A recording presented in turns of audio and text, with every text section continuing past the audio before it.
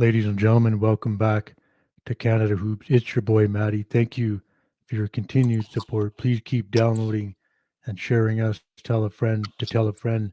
Our guest today represents Dartmouth, Nova Scotia. He is a former Rothesay Riverhawk, Northern King, and Montana State Bobcat, and he is currently playing for the Maine Black Bears and just finished repping for Canada basketball at the 2023 Global Jam.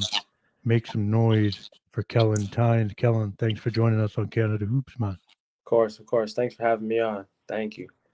Yeah, I've been looking forward to it, and like we briefly mentioned before we recorded, I think the community and the Canada basketball Right. family is liking your game, and good to see you show out. And I think big things are coming your way, man. How are things? Let our listeners know Right. how you're doing and where you're at right now. I'm doing good. After the Global Jam, I stayed in Toronto for like a day or two, and then I flew back to Maine. And then my coaches were nice enough to give me a couple of days off to, get rehab and get my body right. And then, kind of just hit the ground running after those few days. Just been working out, lifting weights, and yeah, pretty much that's it. Is there a lot of guys right there with back in Maine with camp now? Like, is the whole team there? Yeah, the whole team's there now, so we're kind of putting in stuff for the season and getting a lot of individual workouts in, and I think we have like 6 or 7 new guys, so trying to bond with them and get to know them for the upcoming season. What's like what's your approach this year personally for you and your season here? I'd imagine you're expecting a big year for yourself, but any sort of personal goals this year, man? Right. Personal goals. I'd like to be defensive player of the year again. Um, I would like to be player of the year in all conference. Um, and then like team wise, I just definitely want to win the America East. That's we haven't even talked about it yet, but I'm like almost 100% sure that's going to be our team goal. So Right. I think that's the most important thing. Like the individual awards would be nice, but I mean you don't get those without winning. So that's definitely like the most important thing. Trying to get back to March Madness and be the first team from Maine to make it there. So Yeah, that'll be special. I know, man, like the Canadian fans are going to be watching big time, and right, uh, you know, lots of support. You mentioned the global jam. I mean, I'm sure we'll right, talk about that later in the episode, but just want to touch on that because it was so recent. What did that mean to you to be part of that and that group, and playing for head coach Nate Mitchell, man? right. Well, I mean, to me, like it meant everything. Like a kid from Nova Scotia, I was like the only player from the East Coast, let alone Nova Scotia, that was on the roster. So it meant a lot to me. I know a lot of kids back home message me and talk about how I inspired them. So that was really big for me. And a lot of my friends and family got to watch because the games were nationally televised. So it meant a lot to me. And I've always wanted to play Team Canada. It's been a dream of mine, and to kind of accomplish that, it was definitely a.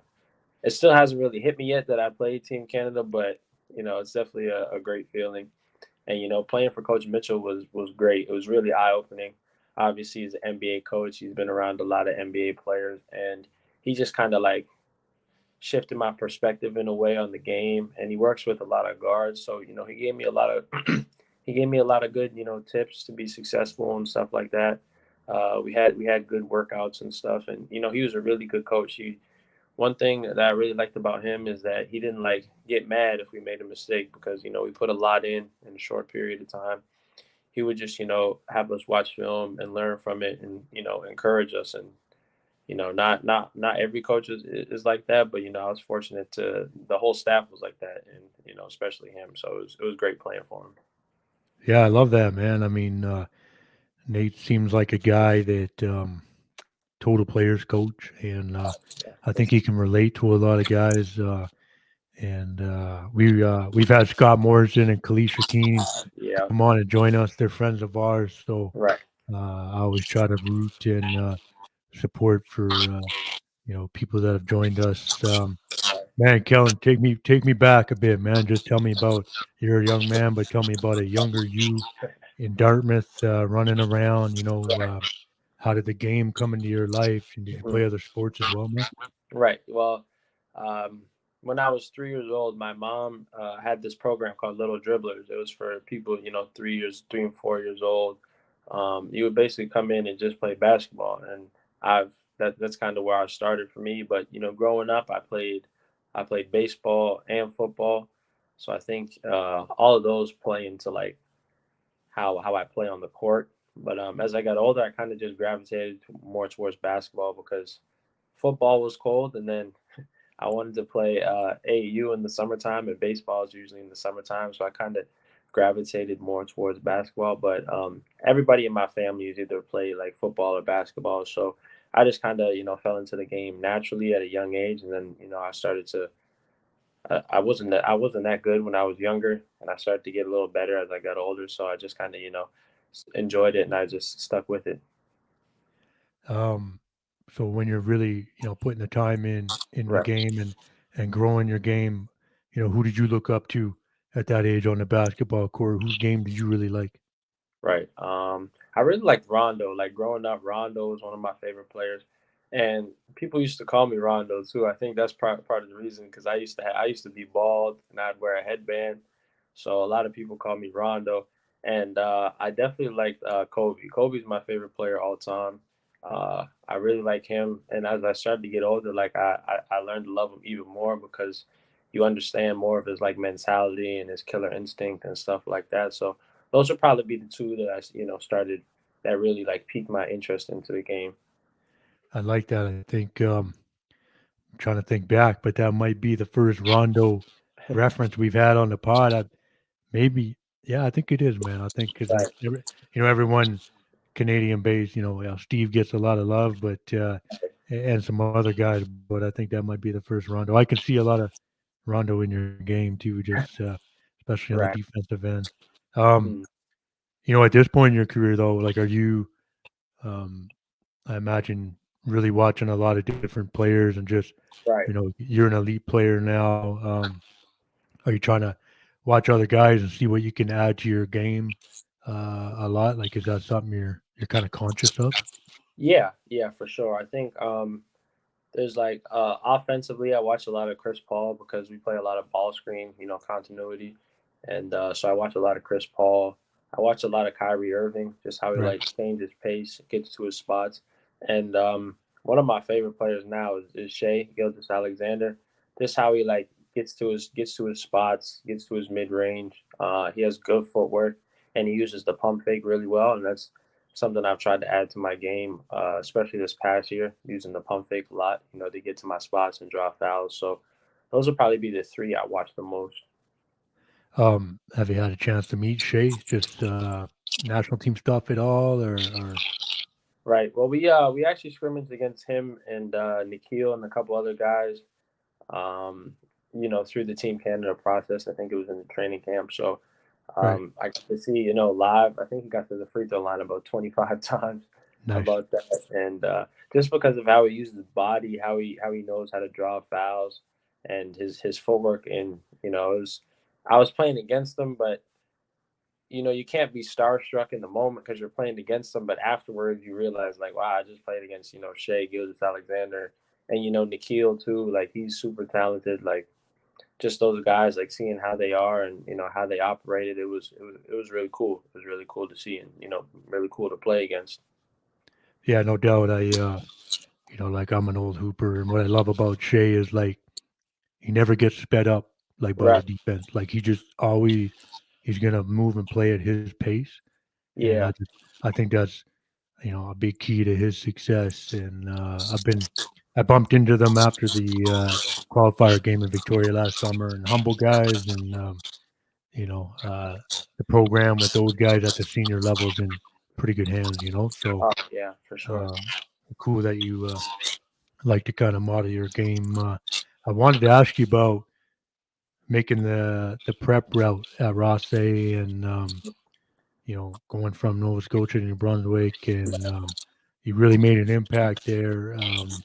Just tell me about your time there and really Right. starting to play at another elite level. Just talk about being a Riverhawk, man.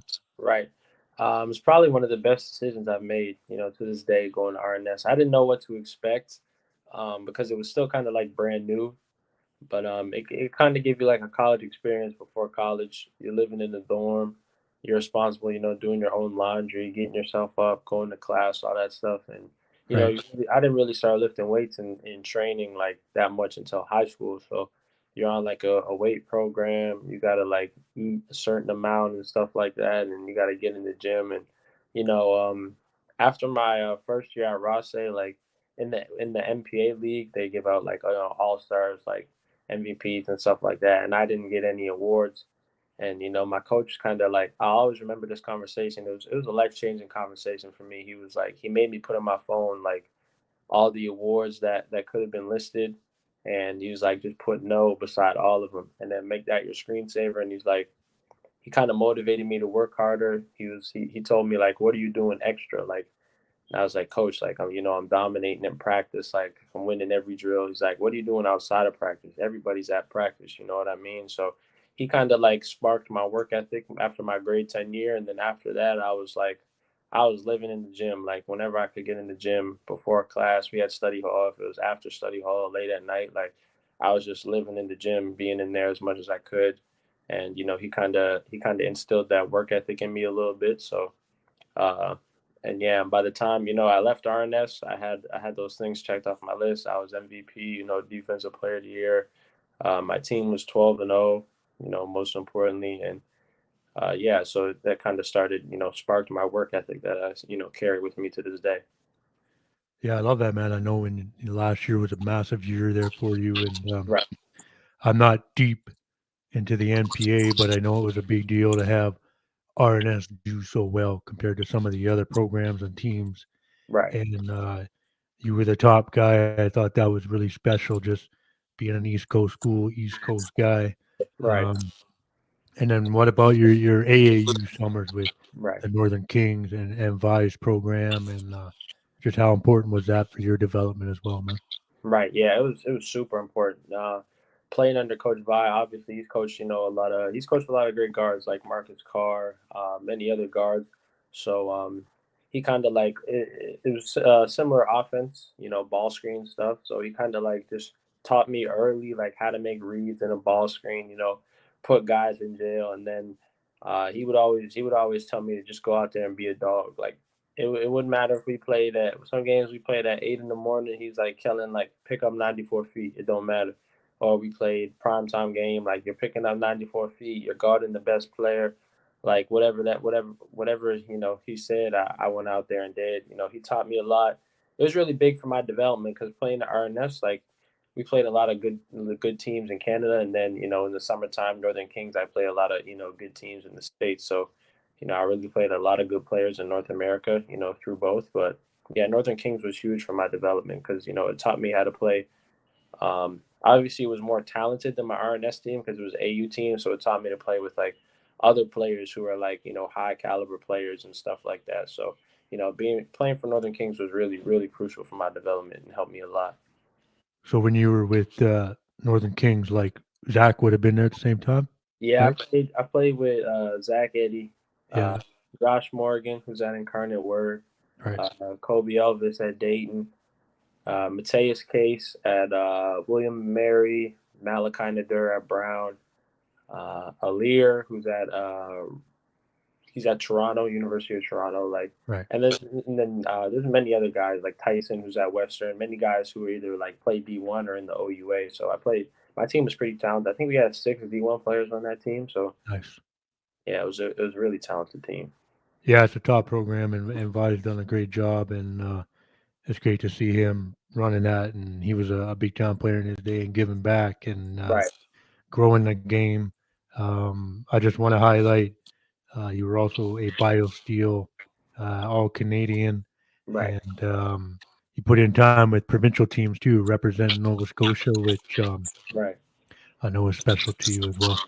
Yeah, for sure. That was really important to me, and thankfully, I was able to work it out with the coach where I could play AAU and basketball in Nova Scotia. I worked it out with them and Coach Vaz. So obviously, playing Team Nova Scotia was something that I wanted to do growing up, and and I felt like it was that part was, I felt like it was something I had to do, just to represent my province and show that we can compete with the best in the country. So Yeah, I mean, there's always been a great amount of talent out of Nova Scotia. Doesn't get enough love sometimes, and right, the basketball history is major deep there. And yeah, I always try to highlight it if I can. And so, man, you're wrapping up all this time, right, AAU and yeah, uh, Rothesay. You're looking at recruitment, playing at the next level. Like take me through that, man, because that's not always an easy period for a player. right, And yeah, for you're sure. looking at your offers, and just take me through that process, man. Right. Well, the process, it was interesting for me. Um, I didn't have a lot of offers, I would say. I had a lot of interest, a lot of coaches recruiting me, coaches watching me throughout the year. I had a couple offers: Central Connecticut State, Southern Illinois, coming out of AAU. But I didn't want to commit in the early period because I figured, this was my senior season, so it'll probably be one of my better seasons, and wait and see what I could get. And the season's going well, and more coaches are starting to reach out to me, and and show interest. And then there was supposed to be a couple, like 4 or 5 different coaches coming to our final tournament to watch me in Toronto for the NPA. But then COVID happened and it got shut down, so I'm kind of doing Zoom calls for recruitment and stuff like that, and it's starting to get late, and I just didn't really feel comfortable going to a place yet. Like my parents had like some places, but I didn't like. No place really like stood out to me like super. Right.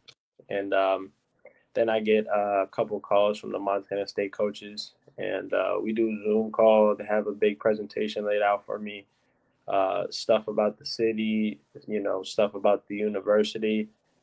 He's a new coach and kind of how he's changing, turning the program around. And my parents loved all this stuff, and I loved it too. Some of the players were reaching out to me and like, yeah, like he's a good coach, it's a good place. So I ended up going there, and it was a great experience. Obviously, I struggled a little bit there, um, playing wise, but I learned a lot.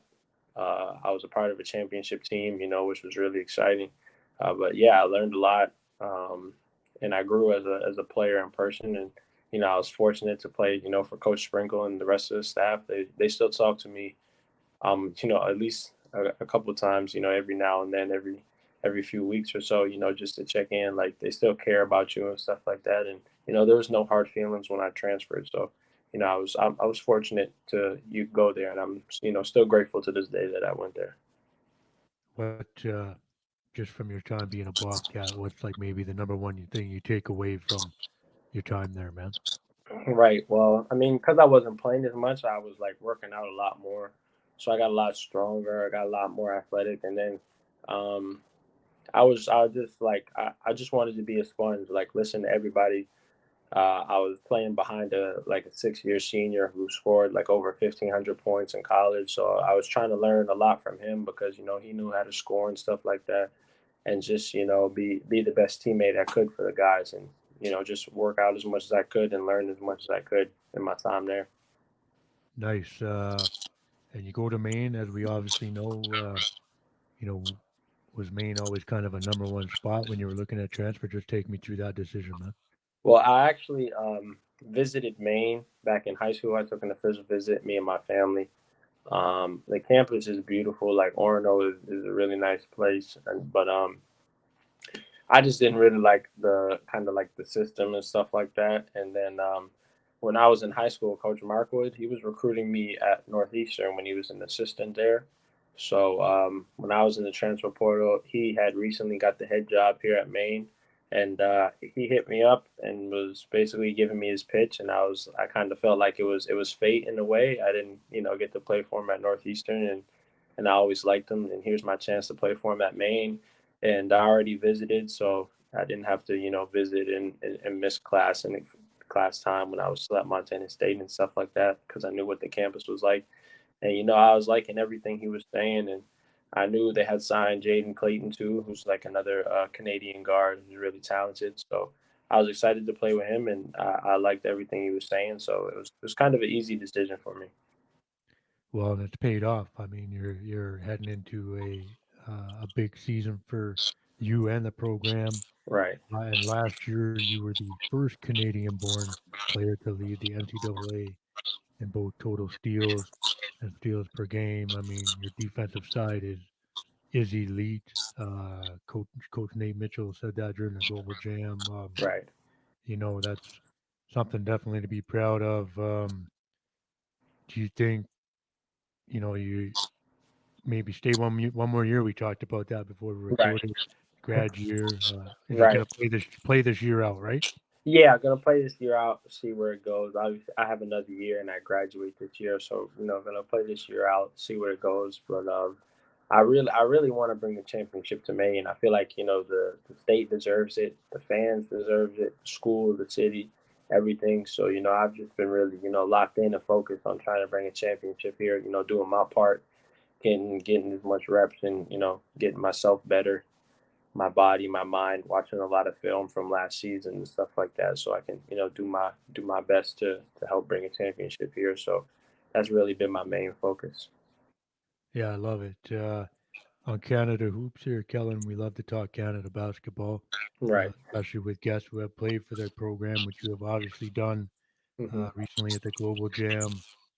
Um, I wanted to know this taste of the red and white at the Right. U23 level. Like, how much has that maybe pushed you now to be like, man, I want to be on the senior team one day, Right. playing with Canada and for Canada alongside the best players? Like, how much has that really driven you and maybe set another goal for you?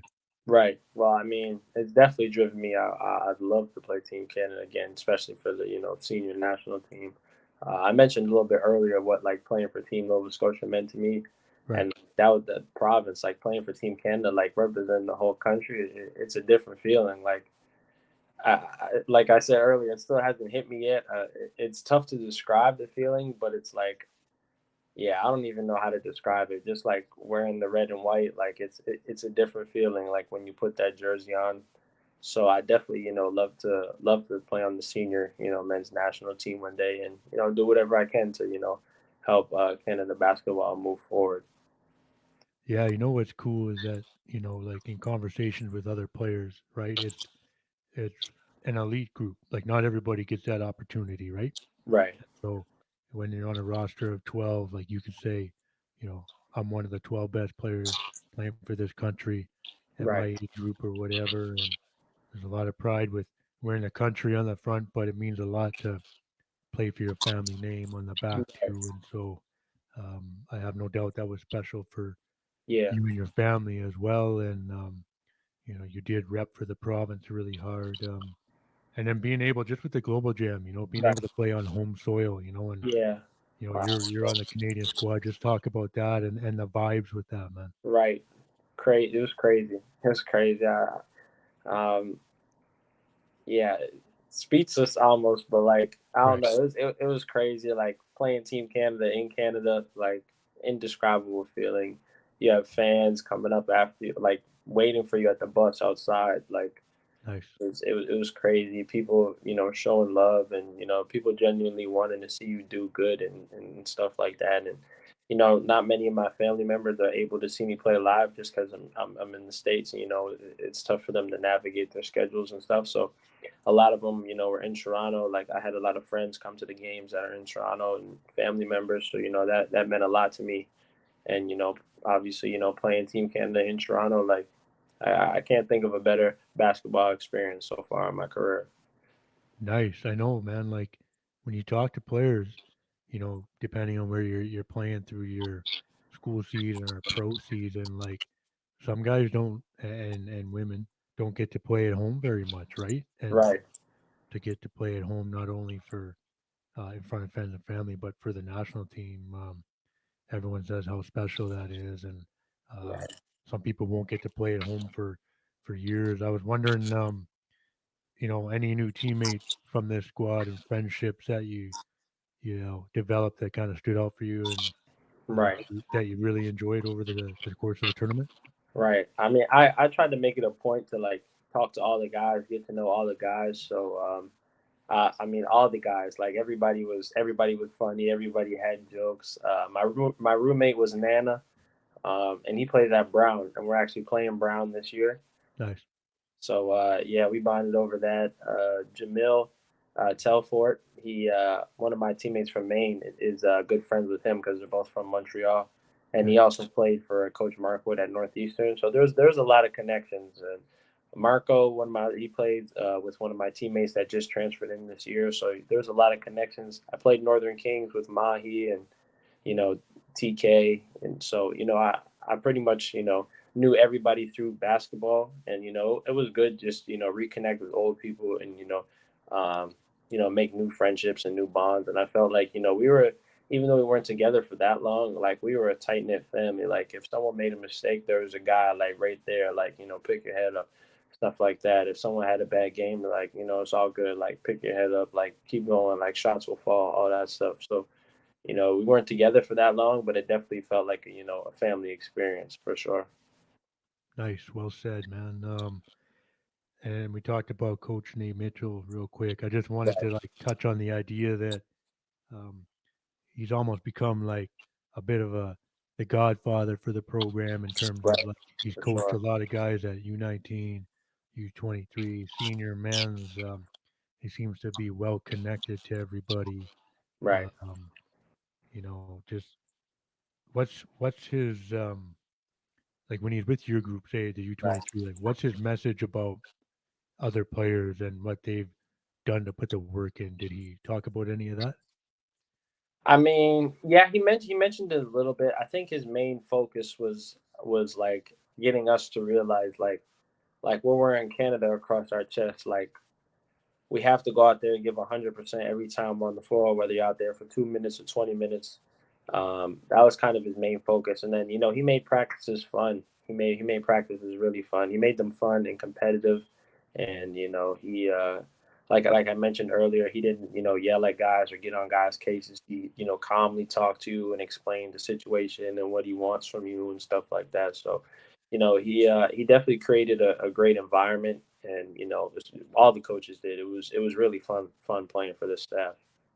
Man, I'd love to hear that. I think I gave you this. Kellen, do you have a top five or Right, favorite five or both of all right, time for Canada basketball, man? right. I got to start off by showing love, to the hometown, Lindell Wigington. Yeah, Won a gold medal too with Team Canada, so got to start off with him.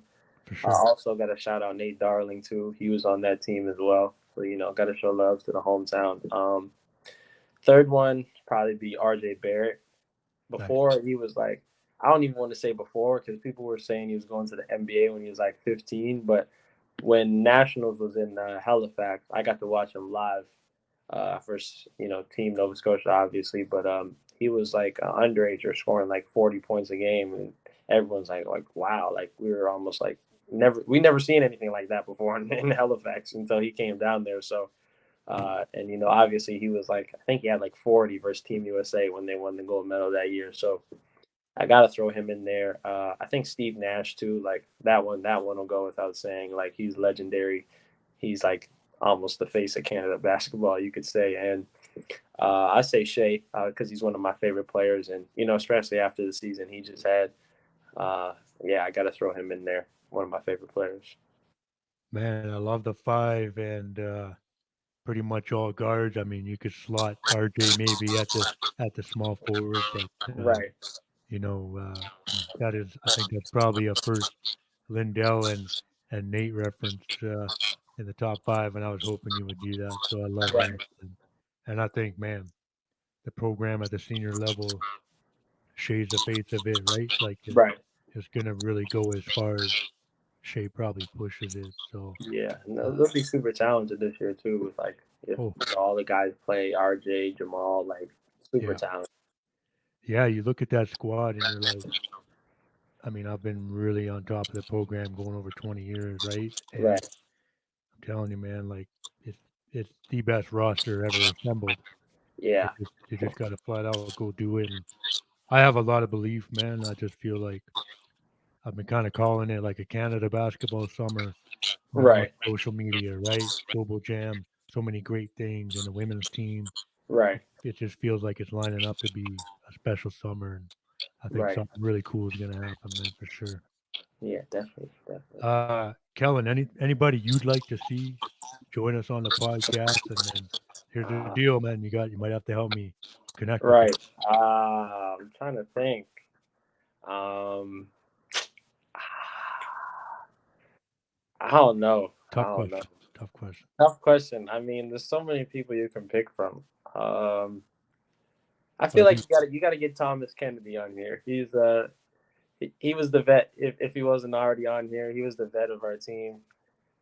um, no, Thomas hasn't joined me, but I connected with him just before the Global Jam when he was Okay. here in Calgary with Scarborough. Right. And shout out TK, he gave me his digits, and we've been kind of texting him, but he's been busy, Right. and no pressure. So yeah, actually, Thomas has been on my radar for a little bit, and everyone loves what he's doing. So yeah, we're coming for TK. I think that's probably gonna happen for sure. Yeah. Yeah. You need to get him. He's the big vet, so you got to get him on here.